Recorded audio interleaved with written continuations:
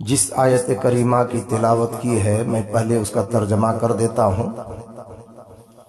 یا ایھا الذین آمنوا اصبروا وصابروا ورابطوا واتقوا اللہ لعلکم تفلحون۔ اے ایمان والو، تکلیفوں میں، مصیبتوں میں صبر کرو اور کافروں کے مقابلہ میں جمے رہو اور تیار رہو کہ تم فلاح پاؤ۔ یہ آیت کریمہ کا ترجمہ ہے۔ اس آیت کریمہ میں اللہ تبارک و تعالی نے مومنین کو مصیبتوں میں، تکلیفوں میں صبر کرنے کے لیے کہا ہے۔ یہاں تکلیف سے مراد کا ایک تکلیف ہے کہ جب اسلام کے جرم میں ظالم اور دشمن آپ کو تکلیف دے رہے ہوں، آپ پر ظلم ستم کا پہاڑ توڑا جا رہا ہے تو صبر کریں۔ دوسری تکلیف یہ ہے، صبر کرنا ہے اور صبر کا بدلہ جنت ہے۔ عبادت میں تکلیف، بندگی میں تکلیف۔ بہت سارے لوگ بہانہ کرتے ہیں، دیکھا جاتا ہے کہ 8 دن 10 دن سے وہ نماز میں نہیں آ رہے ہیں۔ پوچھا جاتا ہے کہ جناب اب مسجد میں نہیں آ رہے ہیں، نہیں دیکھا جا رہا ہے، تو وہ اپنی تکلیف کا اظہار کرتے ہیں کہ بڑی ٹھنڈی تھی۔ یہ ٹھنڈی کی تکلیف ہے جس کی وجہ سے ہم انشاءاللہ پڑھیں گے، ٹھنڈی کی وجہ سے کچھ دن کے لیے نماز چھوڑ دیا۔ اس طرح کے لوگ سماج میں پایا جاتا ہے۔ تو اس تکلیف میں صبر کرنا اور امید رکھنا ہے کہ اللہ اس کے بدلے ہم کو جنت عنایت کرے گا، چونکہ مومن کی جان اللہ تبارک و تعالیٰ کا سپرد ہوتا ہے، اللہ تبارک و تعالیٰ کا حوالہ ہوتا ہے۔ میرے محترم بزرگوں، دوستوں اور بھائیوں، اور ایک مثال، تکلیف اس طرح ہو، فجر کا وقت ہے، گرم پانی نہیں ہے، ٹھنڈا پانی سے وضو کرنا، یہ بھی تکلیف ہے۔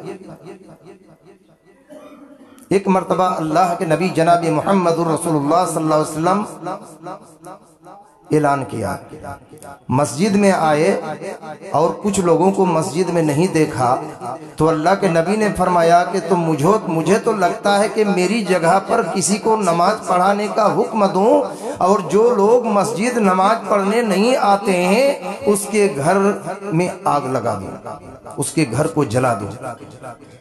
اللہ کے نبی نے اتنی تاکید فرمائی اور فرمایا کہ جماعت کے لیے مسجد آنا ضروری ہے، گھر میں نماز نہیں ہوگی۔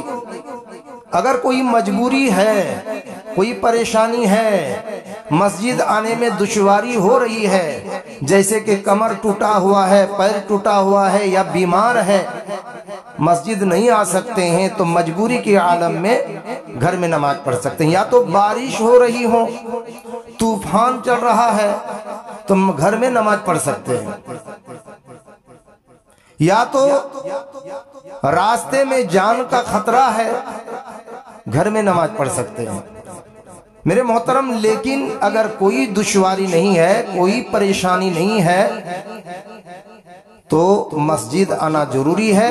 اس لیے اللہ کے نبی صلی اللہ علیہ وسلم نے فرمایا کہ جو لوگ مسجد نماز پڑھنے نہیں آتے ہیں، مجھے لگتا ہے کہ میری جگہ پر کسی کو نماز پڑھانے کا حکم دوں اور جا کر اس کے گھر میں آگ لگا دوں۔ تو ایک صحابی رسول جو ام مکتوم تھے، اللہ کے نبی میں کیا کروں گا؟ غور کیجئے گا، جو لوگ گھر ہی میں نماز پڑھ لیتے ہیں اس کے لیے نصیحت ہے، وہ تھوڑی سی تکلیف کو برداشت نہیں کرتے ہیں۔ ام مکتوم ایک صحابی رسول ہے جو دونوں آنکھوں سے محروم ہے اللہ کے نبی جناب محمد رسول اللہ صلی اللہ علیہ وسلم سے فرمایا کہ یا رسول اللہ میں تو مجبور ہوں، میں کیا کروں؟ میری دونوں آنکھیں نہیں ہیں، میری آنکھوں کے اندر بینائی نہیں ہے، میں نہیں دیکھ پاتا ہوں، میں مسجد کیسے آؤں، کیا کروں؟ تو اللہ کے نبی صلی اللہ علیہ وسلم نے پہلی مرتبہ فرمایا کہ گھر ہی پر پڑھ لینا۔ کچھ دور چلے گئے، پھر اللہ کے نبی نے بلایا کہ اے ام مکتوم، مؤذن جب آذان دیتا ہے تو مؤذن کی آواز تم سن پاتے ہو؟ غور کیجئے گا۔ تو صحابی رسول نے فرمایا، ام مکتوم نے کہا کہ یا رسول اللہ جی ہاں میں مؤذن کی آواز کو سن پاتا ہوں۔ تو اللہ کے نبی نے فرمایا اس نابینا سے کہ تب تو تمہیں مسجد آنا ضروری ہے۔ غور کیجئے گا، تب تمہیں مسجد آنا ضروری ہے۔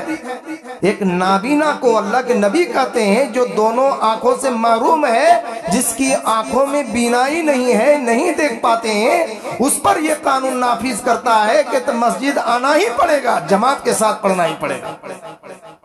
تب ام مکتوم رضی اللہ تعالی عنہ اپنے گھر اور مسجد تک رسی کھینچ لیے۔ روز روز کون انگلی پکڑ کر ہاتھ پکڑ کر مسجد پہنچائے گا؟ پانچوں وقت وہ گھر سے لے کر مسجد تک رسی کھینچ لیے اور رسی پکڑ پکڑ کر پانچوں وقت وہ نماز پڑھنے کے لیے جاتا تھا۔ بتائیے کتنی تکلیف ہے، کتنی تکلیف ہے۔ اللہ تبارک و تعالی نے فرمایا اسی چیز کو، یا ایھا الذین آمنوا اصبروا وصابروا ورابطوا، اے ایمان والو مصیبتوں میں صبر کرو، اس کا بدلہ جنت ہے۔ اگر تم تکلیف کی برداشت نہیں کرو گے، مصیبتوں میں صبر نہیں کرو گے تو اللہ ایسے ہی جنت نہیں دے دے گا۔ میرے دوستوں اور بھائیوں، اس واقعہ سے پتہ یہ چلا کہ مسجد میں جماعت کے ساتھ نماز پڑھنا ضروری ہے، الا اگر کوئی پریشانی ہے، کوئی مصیبت ہے، کسی تکلیف میں ہے تو گھر میں نماز پڑھ سکتے ہیں۔ اگر کوئی پریشانی نہیں ہے اور کان تک آواز پہنچ رہی ہو اور مسجد تک آ سکتے ہو، چاہے لاٹھی کے سہارے پر ہی کیوں نہ ہو، تو اسے مسجد تک آنا ضروری ہے۔ اگر یہاں اب تھوڑی سی تکلیف اٹھاتے ہیں، اللہ تبارک و تعالیٰ اس کے بدلے میں جنت رکھا ہے میرے دوستوں۔ تو اس طرح کے واقعات کو اللہ تبارک و تعالیٰ نے کلام پاک کے اندر بیان کیا ہے اور مثال دیا ہے مومنوں کے لیے کہ تم عبرت حاصل کرو، تم اپنے ایمان کو مضبوط کرو۔ جیسے کہ میں 2 جمعہ بیچ میں گزرا ہے، اس کے آگے والا جمعہ حضرت آسیہ رضی اللہ آسیہ علیہ السلام کا واقعہ بیان کر رہا تھا کہ آسیہ علیہ السلام یہ ریان بن ولید کے خاندان سے آتی ہے، اولاد سے آتی ہے۔ وہی ریان بن ولید جو حضرت یوسف علیہ السلام کے زمانے میں عزیز مصر تھے، بادشاہ تھے، جو یوسف علیہ السلام کے زمانے میں حضرت یوسف علیہ السلام پر ایمان لا چکا تھا۔ میں نے کہا تھا کہ حضرت آسیہ علیہ السلام کے واقعات کو اللہ تبارک و تعالیٰ نے قرآن کریم کے اندر بیان کیا ہے۔ یہ آسیہ علیہ السلام مصر کے انتہا جابر و ظالم حکمراں فرعون کی زوجہ تھی، بیوی تھی، لیکن آسیہ علیہ السلام بہت ہی نیککار، پرہیزگار، دیندار، اللہ والی بندی تھی۔ وہ فقیروں میں، مساکین میں، غریبوں میں، لاچار و مجبوروں میں وہ صدقہ و خیرات کثرت سے کیا کرتی تھی۔ وہ بادشاہ کی بیوی ہونے کے باوجود اس کے اندر کوئی تکبر نہیں تھا، کوئی گھمنڈ نہیں تھا۔ میرے محترم بزرگوں، دوستوں اور بھائیوں، فرعون یہ ظالم تھے، لوگوں پر ظلم و ستم کا پہاڑ توڑتا تھا، جس کی وجہ سے آسیہ علیہ السلام اس سے نفرت کرتی تھی اور شادی کے لیے بھی وہ تیار نہیں تھی، بلکہ فرعون اپنی بادشاہت کی زور پر جبرن اس کو شادی کیا۔ اس کے بطن سے کوئی اولاد نہیں ہوئی تھی، کوئی بچہ نہیں ہوا تھا، لیکن حضرت موسیٰ علیہ السلام کو گود لیا تھا۔ آپ نے سنا کہ دریا سے اٹھا کر لائے تھے۔ جس کو گود لیا تھا، گود میں جیسے ہی لیا اس کے چہرے پر نور نبوت چھلک رہا تھا۔ نور نبوت، یہ منظر دیکھ کر حضرت موسیٰ علیہ السلام کو اس نے بیٹا بنا لیا، اور فرعون سے فرمایا، اپنے شوہر سے فرمایا، وَقَالَتِ امْرَأَتُ فِرْعَوْنَ قُرَّةَ عَيْنٌ لِّي وَلَكَ لَا تَقْتُلُوهُ عَسَىٰ أَن يَنفَعَنَا۔ اپنے شوہر سے فرمایا کہ اے فرعون، اے میرے سرتاج، یہ میری اور تمہاری آنکھوں کی ٹھنڈک ہے، لا تقتلو، اسے قتل مت کرو،